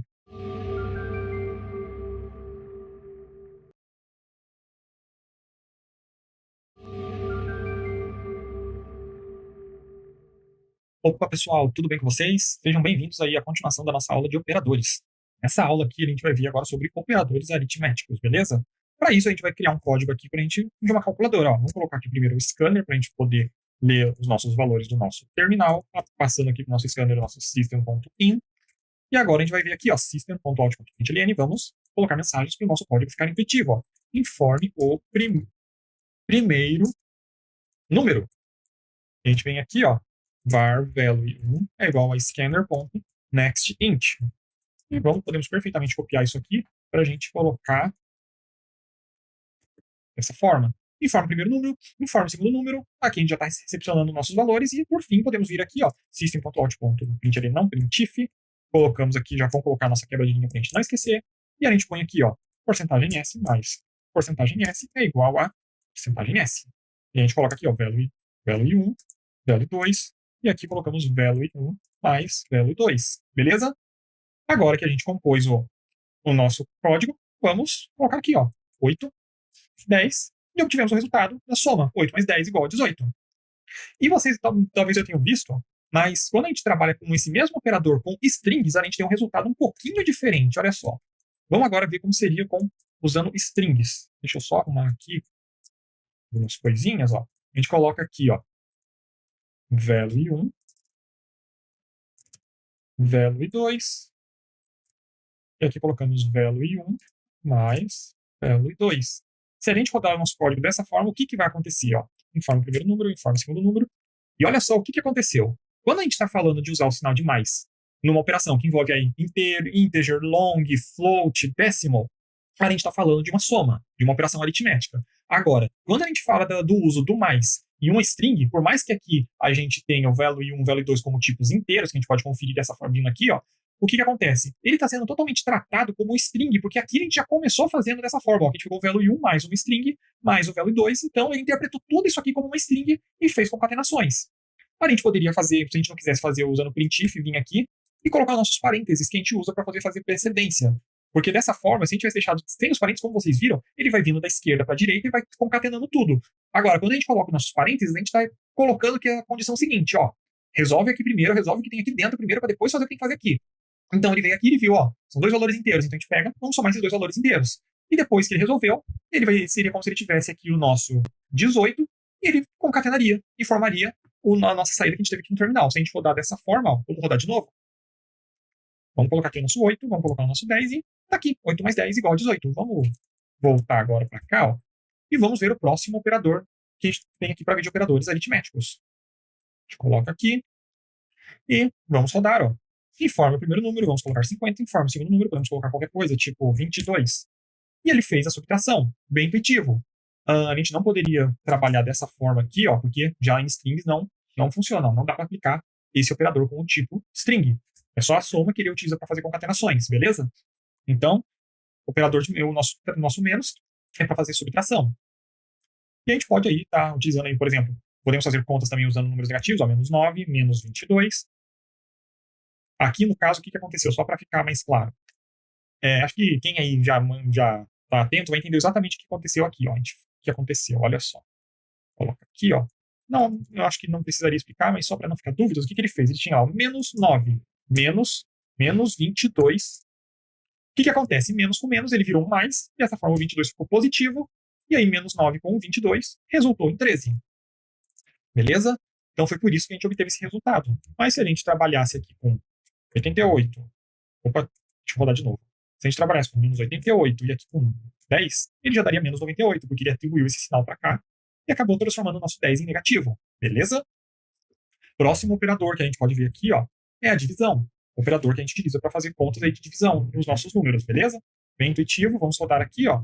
No caso, o operador, a barra, né? Não é tão intuitivo, sinal de divisão e aritmética é de outra forma, mas a barra representa a divisão aí no Java. A gente coloca aqui, ó, 50, colocar 2, ele retornou 25, até aqui sem problema nenhum. Agora, se a gente trabalhar, por exemplo, ó, 55 em formar 2, ele voltou 27. Só que a gente sabe que 27 vezes 2, no caso 27 vezes 27, mais 27 vezes 2, 27 mais 27, não vai dar 55, vai dar 54. Porque o que acontece? Quando a gente faz divisão com números inteiros, ele só vai retornar a parte inteira. Agora, caso a gente precise, caso a gente queira o nosso valor quebrado, então a gente já não pode trabalhar nem com int nem com long. A gente tem que vir aqui, por exemplo, ó, trabalhar com float. Se a gente rodar os mesmos números com essa operação agora que ele está entendendo float, ele vai retornar o valor nosso aqui, ó, 27,5. Dessa forma, ó, que até aqui ele já colocou 55.0, 2.0. E a mesma coisa vai se aplicar a um outro operador, que é o operador aqui, esse operador, caso a porcentagem. A gente tem que duplicar esse aqui, senão vai dar problema. E aqui a gente deixa só um. Então, olha só, aqui a gente pode fazer o seguinte, ó. Aqui, opa, vamos arrumar aqui. Agora, nesse daqui, a gente vai ter uma operação um pouquinho diferente, ó. 55, no 2, ele informou que 1. Mas esse 1 é o restante da nossa operação, é o resto. A gente utiliza isso aqui com valores inteiros para a gente poder estar verificando numa operação aritmética o quanto que sobraria. Beleza? Só para a gente... Vamos colocar aqui, por exemplo, ó. Vamos colocar 55, 3, e a gente obteve 1 da mesma forma. O que será que acontece se a gente colocar aqui, ó, nosso float? Vamos colocar, ó, 55, 3, ele retornou 1. Porque no caso, também aí seria o resto. Então a gente vê aí que é totalmente possível a gente aplicar com float. Assim como também a soma e a subtração é possível fazer com float, mas vamos ficar nos valores inteiros, que agora as nossas próximas operações aqui a gente não vai ter que lidar com valores quebrados. A próxima operação que a gente vai fazer agora é a multiplicação, que é utilizando asterisco, beleza? Se a gente rodar aqui, ó, 88, 2, a gente obteve aqui uma multiplicação, sem problemas. Tudo funcionando certinho, funcionando por inteiro, como a gente não tem nenhum resto. Bem tranquilo, né? Esses aí são os operadores que a gente tem disponíveis para a gente estar fazendo contas com eles. Então, agora, vamos fazer o seguinte, para a gente poder entender um pouquinho de precedência, que eu já até mostrei para vocês lá. Vamos só usar para imprimir aqui, ó. Vamos lá, a gente tem aqui, ó, 5 mais 9 vezes 10 menos 5 divididos por 2. A gente está usando printf, né? Então a gente tem que fazer o seguinte. Vamos já atribuir esse valor para uma variável? Eu acho que vai ajudar a gente a var value é igual. A gente imprime nossa value e colocamos aqui, ó. E não printf, println. Agora sim. Se a gente rodar a nossa operação aqui desse jeito, olha só, o que vai acontecer? A gente obteve o 93. Quem aí lembra aí de matemática da escola sabe que a multiplicação e a divisão, ela tem prioridade e elas devem sempre rodar primeiro. Então, o que vai acontecer aqui? Ó, basicamente, ele fez o seguinte, ó. Ele pegou, ele vem aqui, ó, vamos só colocar para ficar aqui embaixo, ó, o 5 mais o 9 vezes 10, ele colocou 90, menos 5 dividido por 2, como a gente está falando de números inteiros, ele vai retornar aqui 2, e o resto ele vai ignorar. E o que vai acontecer aqui? 90 mais 5 vai ser 95, menos 2. E aqui ele vai retornar para a gente, tá? O nosso número 93 que a gente obteve aqui. E aqui, beleza. A regra das operações é sempre assim: ele vai resolver da esquerda para a direita se ele não tiver operadores que têm prioridade, que no caso a multiplicação e divisão tem prioridade sobre soma e subtração. Agora, se a gente quiser que ele passe a priorizar a soma no lugar da soma e a subtração, a gente teria que fazer dessa forma aqui, ó. A gente teria que colocar entre parênteses os nossos números para a gente poder estar rodando a nossa conta. Agora, se a gente vier aqui rodar, a gente obteve o 35. Vamos entender por quê? Porque ele veio aqui, ó, 9 mais 5 é 14, vezes 10 menos 5 é 5, divididos por 2, beleza? Aí ele pegou 14, como os dois têm a mesma prioridade, então ele resolveu da esquerda para a direita. Então ele fez aqui 14 vezes 5. No caso aqui, vamos fazer linha a linha aqui, que acho que eu já me atrapalhei. Vamos lá. 9 mais 5, 14, tá certo. 10 menos 5 tá certo. 35, beleza. Então vamos lá. 14 vezes 5. Não, estava certo o raciocínio. Eu vou ter que abrir uma calculadora aqui, só pra gente não. Acho que vamos fazer na calculadora, só para ficar mais claro. Olha só. Ele veio aqui, ó. 14 vezes 5, 70. Divididos por 2, obtivemos o nosso 35. Beleza? Bom, vamos ver aqui mais algumas outras dicas que a gente pode ter. Por exemplo, vamos supor aí que você queira. Vamos lá, vamos fazer uma atribuição ao value. O value vai receber 5. E a gente quer fazer o seguinte: a gente quer pegar o nosso value e quer fazer isso aqui, ó. O value vai receber mais 12. Dessa forma, a gente tem aqui a nossa soma. E olha só, 17. Só que tem uma forma resumida de você fazer isso aqui. Você não precisa fazer dessa forma. Você pode vir fazer dessa forma aqui, ó. Vim aqui. Dessa forma, a gente tem o mesmo resultado. Porque isso aqui e isso aqui, ó, são a mesma coisa. Aqui é uma forma resumida de você fazer isso aqui. E você pode fazer isso aqui com qualquer sinal aritmético. Ó. Pode vir aqui, ó, menos 12. Pode fazer divisão. Pode fazer a sua multiplicação. Beleza? Só para poder mostrar também algumas outras operações aritméticas aqui, ó, deixa eu dar um Ctrl Z, acho que tem que dar muito Ctrl Z. Eu vou voltar aqui no nosso código do scanner lá, só para a gente poder voltar nosso scanner. Voltar aqui, beleza. Só que a gente só vai precisar de um primeiro número. Vamos colocar aqui no nosso printf, vamos manter, vamos arrumar. Agora eu vou mostrar algumas operações que a gente pode fazer também com as operações aritméticas. Eu sei que vai fugir um pouquinho do nosso escopo aí de operadores aritméticos, mas eu acho que pode ser importante. A gente vai colocar aqui o primeiro operador que eu tenho intenção de mostrar para vocês. Ó, a gente tem aqui uma classe que é a match. Ele tem aqui o nosso sqrt, para a gente fazer raiz quadrada. A gente coloca aqui, ó, value1, vamos colocar aqui, ó, a raiz quadrada de porcentagem S é porcentagem S. E no caso, é justamente a função desse número aqui. A gente trabalhar com raiz quadrada. Vamos formar aqui, ó, 144. E a gente obteve o 12. Justamente porque o nosso sqrt, ó, ele trabalha com retorno double. Então, a gente viu aqui, raiz quadrada, a gente tem a nossa classe match. .sqrt, beleza? Agora, vamos fazer o seguinte, ó, o nosso próximo, a gente tem aqui o poll. Vamos colocar aqui o nosso value 1, só que ele está pedindo um segundo valor, a gente coloca o número 2. Então, agora, o poll é para fazer potência. Potência de tal é tal. Então, a gente vai colocar aqui, ó. A potência de 2 é 4, porque no caso a gente fez 2 elevado ao quadrado. Mas se a gente viesse aqui, ó, poderia também colocar, ó, 2 ao cubo, em forma do número. No caso, 2 vezes 2, 4, 2 vezes 4, 8. E a gente pode fazer para o número que a gente quiser. A gente pode elevar o 2 à décima potência também, ó. E a gente vai obtendo nossos números aqui. Só para a gente já aproveitar o assunto de operações aritméticas, eu acho que eu deveria colocar isso aqui. Agora, só para a gente poder finalizar, vamos ver uma outra forma de a gente trabalhar com operadores também. Olha só. A gente vem aqui, ó. Var value vai ser igual a 50. A gente vai fazer o seguinte, ó, system.out.println mais value e vamos imprimir o nosso value aqui. Beleza? E agora o que a gente faz? Ó, vamos entender aqui o que vai acontecer. Olha só, vamos debugar para ver melhor esse valor aqui. Debug. O que acontece? A gente tem aqui, ele não declarou nossa variável, a gente não passou nessa linha, aí ele declarou 50. Quando a gente bateu aqui na linha do mais, ele atribuiu o nosso valor e imprimiu. Então, ó, ele somou. Isso aqui, esse mais seria equivalente a fazer isso aqui, ó. Value mais igual a 1. Ou value é igual a value mais 1. É um operador de incremento que a gente tem. Beleza? E esse operador, essa forma aqui, a gente consegue utilizar também com um decremento. Se a gente rodar com decremento, ele vai rodar aqui o 49. Obviamente, a gente não tem como trabalhar dessa forma aqui, ó, porque são os nossos comentários. Dessa forma aqui também não tem. Isso aqui eu achei que seria até legal se eles fizessem tem no JavaScript. Quando você faz isso aqui no JavaScript, você está fazendo o seu número à potência. Quem sabe no futuro, mas no futuro aí eles não fazem isso também, não pegam isso no JavaScript. Mas, por enquanto, a gente só tem o mais e o menos. Só que tem um detalhe. E se a gente colocar aqui, o que vai acontecer? Ele fez a mesma coisa, só que tem um pequeno detalhe. Olha só, vamos debugar para entender o que aconteceu? Ele veio aqui, ó, declarou nossa variável, imprimiu o nosso valor, mas ó, ele trocou para 51. Só que ele não imprimiu 51, ele imprimiu 50. E depois ele imprimiu 51. Por quê? Porque quando você trabalha com o seu operador de incremento à sua direita, você está falando para ele fazer o seguinte, ó, usa o valor e na próxima linha de execução você atribui. Ou seja, você poderia ter aqui, por exemplo, ó, 10 mais value. Você poderia ter isso aqui, ó. Vamos fazer até dessa forma aqui para vocês entenderem. O que ele fez? Ele somou isso aqui. E isso aqui só teve efeito na próxima linha. Que aí ele passou a valer 51. E aqui na sombra ele deu 61. Beleza? A mesma coisa vai acontecer se você utilizar o sinal de menos aqui, ó.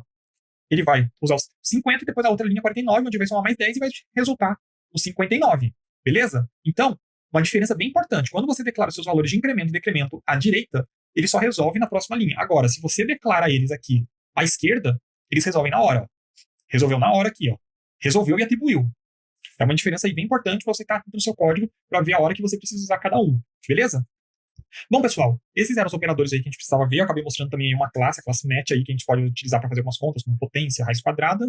Espero que vocês tenham gostado da aula. Qualquer dúvida, aciona a gente aí, que a gente vai ajudar vocês com o maior prazer. E até a próxima aula.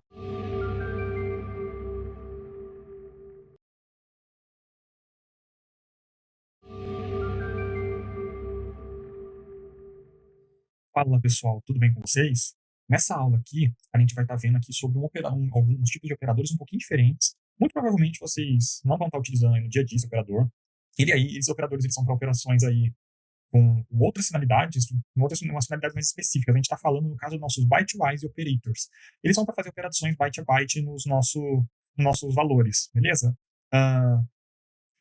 Então, assim, vocês provavelmente vão usar esses operadores aqui. Eu andei dando uma olhadinha, assim, que eu confesso que, inclusive, eu não cheguei a usar esses operadores Só para não falar que eu não usei, eu acabei entrando numa oportunidade onde eu já vi que tinha implementado um algoritmo utilizando esses operadores, mas eu nunca precisei mexer nesse código, porque já era um código já pronto, não gerou nenhum tipo de problema nele.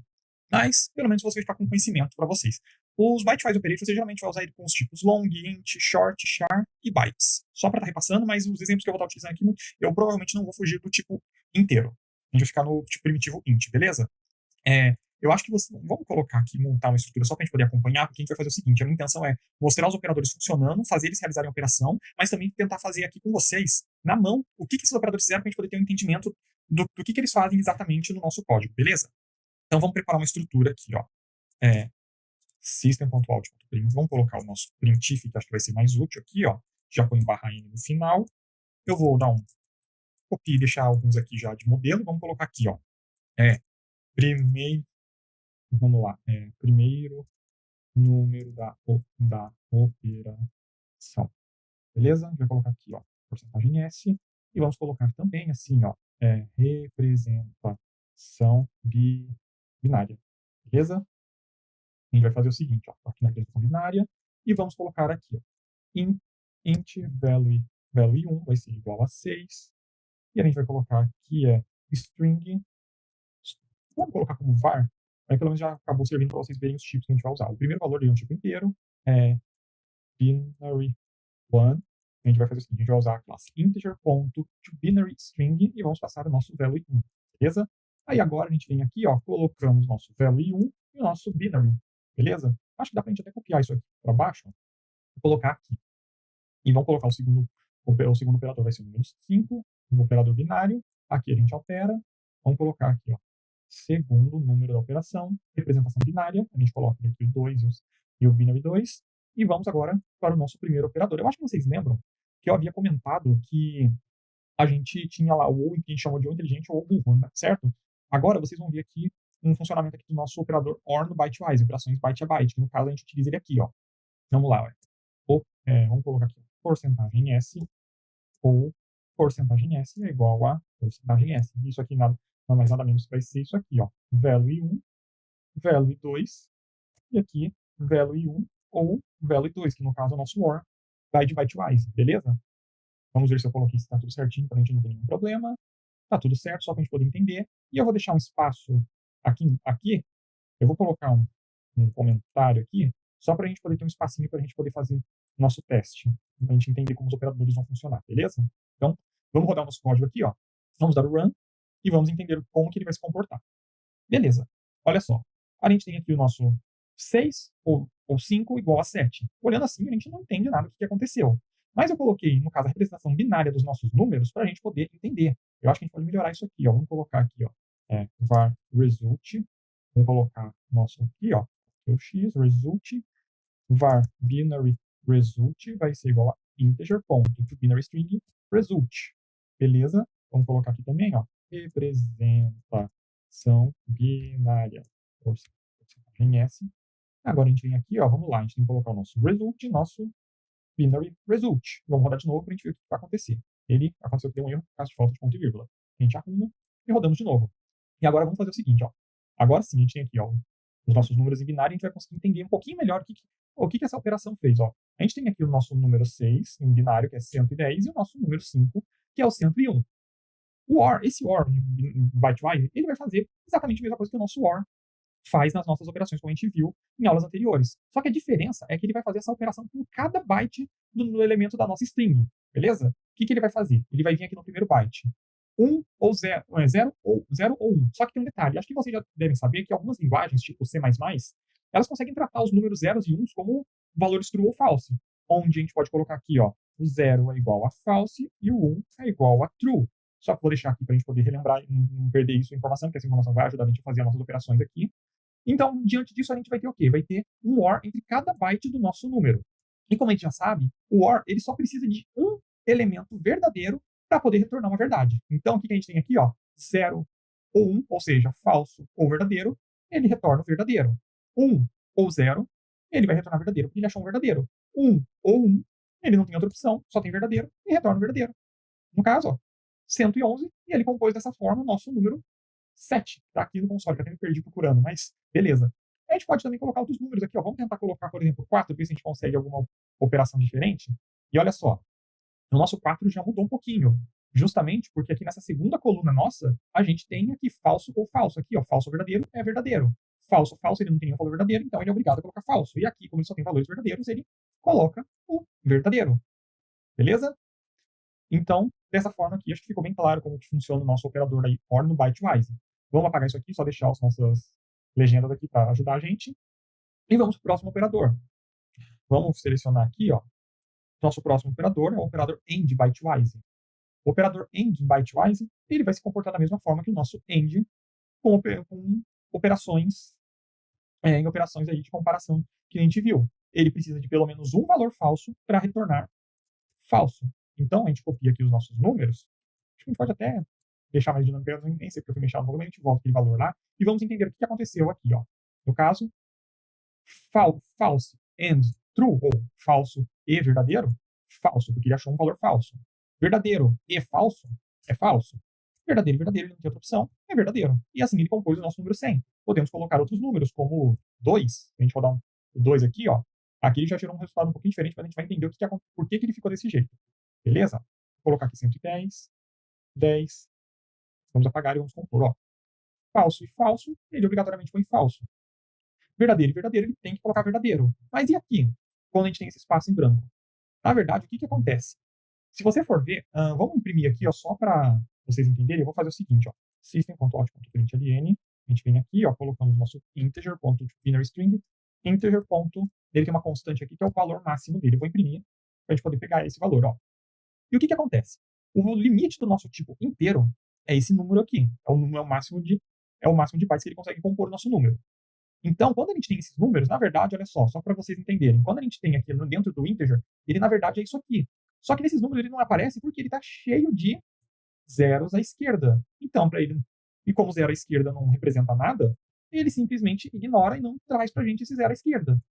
Que no caso foi o que aconteceu aqui, ó. Se a gente for ver, o nosso número seria isso aqui. Na verdade, seria isso aqui, ó.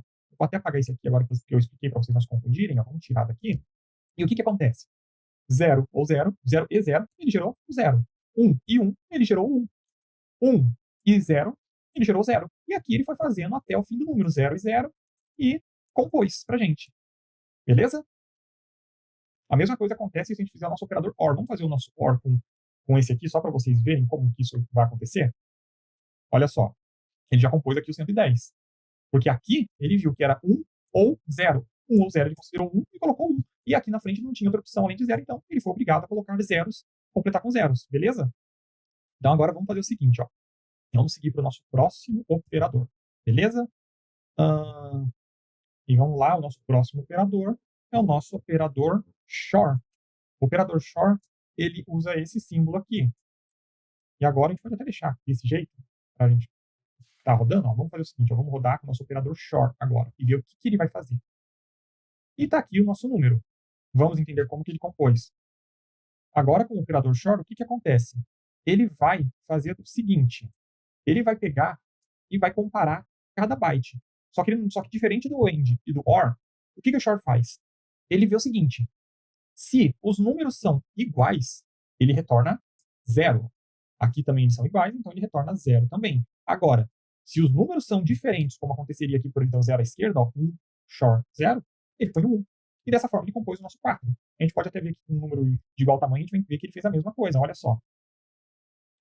Aqui ele compôs o 3, porque ele viu, ó, 1, SHOR 0, e já retornou 1 porque eles são iguais. Aqui, o 1 com 0, quer dizer, retornou 1 aqui porque eles são diferentes, confundi. E aqui, 1 e o 0 são diferentes, retorna 1. Agora, aqui, eles são iguais, então ele retorna 0. E a mesma coisa ele vai fazer com os nossos zeros à esquerda. Vai retornar aí pra gente o 0 justamente por eles serem iguais. Beleza? Ficou bem, acho que, assim, assustam. Esses operadores, eles assustam um pouquinho, mas no fim a gente acaba entendendo como que eles funcionam. Nosso próximo operador que a gente vai estar vendo aqui, a gente não vai precisar, pelo menos nessa operação, do nosso segundo elemento da operação. Então, eu vou fazer o seguinte, melhor comentar tudo aqui e montar uma nova, porque daqui a pouco a gente vai voltar com eles. Ó. A gente pode até aproveitar isso aqui, ó, e vamos colocar aqui, ó. Vamos apagar, ó, e a gente coloca aqui, ó, nosso operador de complemente. E o nosso símbolo, esse aqui é o nosso operador complemente. E agora a gente faz assim, ó. Vamos colocar aqui nosso value 1. A gente não precisa do value 2, vamos deixar o result. Aqui a gente coloca var result vai receber value 1, só que ele recebe o value 1 com o operador de complemente. E agora a gente põe aqui a nossa representação binária. A gente pode até copiar daqui, ó. E temos a nossa representação binária, beleza? Agora, vamos rodar aqui o nosso operador. Faltou de novo ponto e vírgula. A gente vem aqui e roda nosso código, beleza? E olha só o número gigante que a gente teve aqui. Será que vai dar um nó agora na gente, o que ele fez? Mas aí quem aí tá já conseguindo seguir o raciocínio aí de operações byte a byte, vai conseguir entender exatamente o que aconteceu aqui. Ó. Eu vou até, nessa daqui a gente vai ter que, de fato, colocar os nossos zeros para poder entender o que ele fez. Ó. E aqui, beleza. O operador de complement, ele funciona igual à negação dos nossos operadores que a gente viu lá de comparação, quando a gente tinha lá não verdade, não negando true, negate true, ou negando a verdade, ou negando falso. O que ele vai fazer? Ele só precisa de um elemento para fazer isso, e o operador. No caso, a gente usou 6, e o 6 é o nosso 110. Ele fez simplesmente o seguinte, ele pegou o 0, negou o 0, transformou em 1. Negou o 1, ele virou 0. Negou o 1, ele virou 0, e aqui ele foi negando o 0 até o final do nosso número. E transformou tudo, aquele monte de 0, em 1. E dessa forma a gente compôs um número negativo. Beleza? Se a gente vier aqui, ó, podemos fazer testes até com negativo, ele vai virar um número positivo, ao menos 9, acho que ele vai virar um 8, se eu não me engano. É isso mesmo, ó. A representação binária dele aqui. E aqui a gente tem a representação do retorno. Beleza? Bem tranquilo de entender, ele só assustou um pouco na hora. A gente pode brincar com números maiores se a gente quiser também, ó. Você pode estar brincando com eles, tendo para a gente poder ter um bom entendimento aí daí do que a gente está fazendo. Beleza? Bom, eu acho que deu para entender até aqui os operadores. A gente viu aí no caso, só para recapitular, o OR, ele vai fazer a mesma coisa que o nosso OR faz quando a gente está usando operações com um booleano, só que ele vai fazer byte a byte, com cada byte. O AND, a mesma coisa do nosso do AND que a gente está acostumado. O nosso complemento que a gente acabou de ver, ele vai funcionar que nem o nosso NOT. Então a gente já viu que esses três operadores eles seriam exatamente iguais a esses operadores booleanos que a gente viu aí em outra aula. O único operador que foi novidade aí que a gente viu foi o nosso operador SHOR, que eu comentei aqui, que ele justamente ele vai comparar se eles são diferentes ou se eles são iguais. Se forem iguais, ele retorna 0, se for diferente, ele retorna 1. Então agora, vamos para o nosso próximo operador aqui, para a gente poder estar entendendo. Agora a gente vai ver os operadores que são conhecidos como shift, vamos ver os shift operators, beleza? Deixa eu apagar aqui. Vamos voltar ao nosso exemplo com 2 números agora, porque a gente vai precisar de 2 números para trabalhar com esses nossos colegas aí. Primeiro operador que a gente vai colocar, vamos aqui já selecionar, é o shift operator. Ele acabou colocando aqui, agora arrumei, ó. Shift operator left. Ele faz, no caso, para fazer deslocamento. Vamos entender como que ele vai se comportar aqui, ó. Vamos começar com números menores para a gente não se atrapalhar. Vamos colocar aqui, por exemplo, o 5 e o 9. E vamos rodar e a gente vai ter. Acho que o 5 aqui pode ser muita coisa. Vamos colocar o 2 e o 9, só para a gente poder ir com calma. E olha só o que aconteceu aqui, ó. Esses operadores que a gente vai ver agora são deslocamentos de bytes. Vocês vão entender agora por que são deslocamentos de bytes. A gente não precisa dessa representação binária aqui do nosso 2, a gente pode até tirar. Eu acho que eu vou até tirar a representação binária dele daqui, ó. Vou deixar comentado. Eu acho que a gente não vai precisar mais dela, mas a gente volta a ela qualquer coisa aqui. E vamos rodar, porque nesses operadores aqui que a gente vai estar vendo, a representação binária desse segundo elemento nosso não faz muito sentido. Então, aliás, não vai fazer sentido na conta. Ele vai ter outra finalidade. Então, vamos lá. O que a gente teve aqui? A gente gerou um valor 1001, que é o nosso 9 representado em binário, beleza? O nosso 2 ele vai ser utilizado com o shift left shift operator. O que acontece? Ele fez o seguinte, ele pegou e ele vai empurrar para a esquerda os nossos bytes, vai deslocar os nossos bytes para a esquerda, beleza? Só que quando ele desloca esses bytes para a esquerda, ele acaba deixando dois lugares vazios, já que eu acabei dando spoiler. A gente deslocou para a esquerda e o 2 é justamente para indicar quanto para a esquerda os nossos bytes vão. Então, a gente deslocou nossos bytes, empurramos eles duas posições para a esquerda. Só que ele precisa completar esse número. E aí, para ele poder completar, ele tem que fazer o seguinte: ele tem que colocar alguma coisa. Ele vem e coloca o 0. E aqui ele colocou 2 zeros e dessa forma ele compôs o nosso número 36. Beleza? Ele acabou dessa forma fazendo essa composição. E assim a gente obteve esse número binário, que é o 36.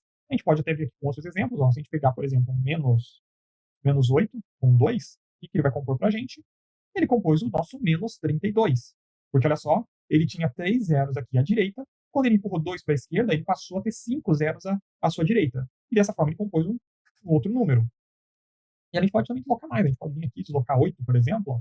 Aí a gente vai ter outro número. Ó. 2048 ele deslocou mais bytes. Então, ele, ao invés de deslocar 3, ele deslocou, ao invés de ter 3 zeros à esquerda, ele passa a ter 11, porque ele deslocou 8 bytes para a esquerda. Beleza? Então, vamos agora seguir para o nosso próximo operador. Vamos lá, o nosso próximo operador é, no caso, signed right shift. Ele funciona quase bem parecido com o nosso left. Só que ele tem uma particularidade. Então, eu vou voltar o 2 aqui, só para a gente não se confundir, para a gente poder fazer com calma, beleza? Ele é bem parecido com o nosso left. Só que vocês vão ver aqui que ele tem uma outra particularidade. Olha só. A gente compôs aqui o nosso número 8. A gente tem aqui o nosso número 8. Beleza. O que acontece? Ele veio, a gente falou, desloca 2 números, só que agora, em vez de ser para a esquerda, ele vai fazer para a direita, beleza? Então, o que acontece? Ele vem aqui, ó, Ele veio e, quer deslocar 2? É para a direita? Então, beleza. 1, 2, empurra 2 para a direita. Esses 2 zeros aqui são descartados. E ele completa aqui na direita com zeros. E como 0 à esquerda não representa nada, ele não imprime e deixa o 10. E gera dessa forma um número 2. A gente pode vir aqui, colocar um número maior, 88, por exemplo, e a gente vai ver que ele compôs o número 22. Se a gente colocar o número 1, o que ele vai fazer? Ele compôs o 0, porque ele acabou tirando o único número 1 que ele tinha na representação binária do nosso 1. Beleza? Agora, e se a gente fizer isso aqui? O que vai acontecer? Olha só o que aconteceu aqui. Aqui que entra a diferença do nosso left shift para o nosso right shift. Porque olha só, ele empurrou de fato 2 bytes para a direita. Só que o detalhe foi o seguinte, eu vou até colocar aqui embaixo, ele veio aqui, 1, 2, empurrou e gerou dessa forma. Só que o que acontece? A diferença do right shift operator é que ele verifica o número, porque esse último byte aqui, esse byte mais à esquerda, ele indica se o número ele é negativo ou ele é positivo. E quando a gente tem esse último byte aqui dessa forma, ele vai mostrar pra gente que é um número negativo. Então, o que ele faz? Ele viu lá que o número se tratava de um número negativo. Só para ver se não estou falando bobeira, vamos dar aqui um system.out.println. Às vezes eu posso estar me confundindo, né? Eu posso estar passando informação errada. Então vamos imprimir nosso valor aqui. Integer.toBinary string. Vamos rodar de novo. E vamos colar ele aqui embaixo. É isso mesmo. Justamente isso que eu falei. Todos os dígitos aqui, esses aqui representam um número. E esse último dígito aqui representa se o número é positivo ou negativo. Então, o que aconteceu? Ele verifica, é um número negativo? Então, beleza. Em vez de eu completar com zeros à esquerda, eu vou completar com 1. Essa é a diferença no nosso right shift operator. Ele verifica, o right, ele vai sempre verificar. É um número negativo? Então eu vou completar com o número 1 à minha esquerda. É número positivo? Então é número 0 que eu vou pôr à esquerda desse número depois de fazer o deslocamento. E a gente pode ver isso, se a gente pegar, por exemplo, um menos 88, vamos deslocar aqui 6 bytes. Ele fez exatamente isso, Ele pegou aqui, e deslocou. Ele foi aqui e deslocou 1, 2, 3, 4, 5, 6. E aqui à esquerda, ele pôs número 1. E dessa forma ele compôs o número. Então, lembrando, left shift operator, ele empurra para a esquerda e sempre completa com 0. Right shift operator, ele vai empurrar para a direita e vai verificar. O número é negativo? Beleza, é negativo. Então vou completar com o número 1 a direita desse número, nos espaços vazios. É um número positivo? Então completo com 0. Então, agora vamos aqui fechar com o nosso último operador. No caso, ele é o unsigned right shift operator. Esse operador, sim, ele vai funcionar exatamente igual ao nosso left shift operator. Vamos colocar aqui com números mais simples para a gente poder entender. Olha só. Aqui sim, ele tem um comportamento. Esse aqui, ele vai ter um comportamento mais parecido com esse daqui. Então, o que acontece aqui? Olha só. Ele pegou o número 12. O número 12 é 1100 em binário. Pegou aqui 1100. Ele viu aqui que eu mandei 2, então ele vai empurrar 2 para a direita. E vai completar aqui o nosso número. Opa, deixa eu tirar isso aqui para não confundir, senão vai se confundir. Até eu me confundi agora. Ele pegou 1100, no 1100 binário, que é 12, deslocou 2 bytes, empurrou os bytes para duas posições para a direita, e quando ele fez isso, ele veio aqui e completou com 0. E esses bytes aqui se foram porque saíram fora. E dessa forma, ele compôs o nosso 11, porque os zeros à esquerda acabam não representando nada para a gente. Beleza? E aqui, compôs o nosso número 11. Agora, se a gente colocar aqui, por exemplo, menos 12, ele já vai ter um comportamento mais parecido. Vamos até colocar aqui embaixo o nosso menos 12. E vamos até colocar aqui para a gente poder entender o nosso comportamento. O que ele fez? Ele pegou, vou até colocar para ficar mais alinhado, seria como se fosse dessa forma aqui. Ele foi lá, empurrou nossos bytes 1 a 1, deslocou eles para a direita 2 posições, que é o que a gente informou a partir do número 2, removeu esses bytes que não tem mais, que saíram das posições que a gente tinha, e aqui ele veio, não quis saber se era positivo ou negativo, não quero saber, joga 0 aí e forma um número, e formou esse número gigante aqui. Beleza? Então, recapitulando, left shift operator vai empurrar os bytes de uma determinada variável, x posições para a esquerda, onde x é determinado pelo segundo elemento da nossa operação, e vai completar com zeros. O right shift, ele empurra para a direita, no caso, nosso right, vamos lá. Vamos colocar aqui, só para a gente lembrar. Left shift, ele vai empurrar para a esquerda, de acordo com o número que você colocar aqui, 2, 7. Vamos deixar x. Beleza? Aí, no caso, ele vai empurrar X números para a esquerda e vai completar com zeros nas posições onde ele liberou espaço. Right Shift Operator. Ele vai empurrar para a direita, só que ele vai verificar. É um número negativo? Beleza, então, se é um número negativo, coloca aí e joga o número 1 nessas posições aí que liberaram. É um número positivo? Então joga 0. Agora, o unsigned right shift ele não quer saber. Ele sempre vai jogar 0. Beleza, pessoal? Acho que com isso aqui a gente fechou. Só para citar aí alguns exemplos do que a gente consegue fazer com esses operadores, dificilmente você vai ver eles aí numa aplicação comercial, alguma coisa aí de uso mais dia a dia. Porque eles são para outras finalidades. Você pode pensar aí em uma compressão de arquivos, alguma comunicação que exija uma precisão aí um pouco maior, para não ter cuidado na perda desses dados.